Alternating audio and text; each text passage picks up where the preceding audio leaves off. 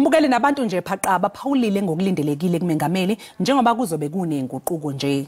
Ukushintsha nokungashintsha kusize ngalutho thina no South African ngoba ekugcineni akwengenza example nje ngecrisis yagesi kunini nje yaqala ayina solution ayinalutho yabona eshintshe engashintshi thina siyama South African akusbenefit isindawo instead kusiza bona ngoba kubenefit sabona ekugcineni ibona abathola izimali ibona bahamba ngemoto ezinkulu bona mangathi angachange kancane afake igenge encane lamakhehla akhiphe I think it can work for you. Mina bengicabanga ukuthi mhlambe upresident wethu anga electa abantu abazoyenza umsebenzi hayi abantu abazofika abahlokise ema-ofisini bangakhethani ngobungani ngoba since i-ANC in charge siyabona bayamchifta maybe minister of finance bamisa kuphi bathathelwe like babanika ama-positions.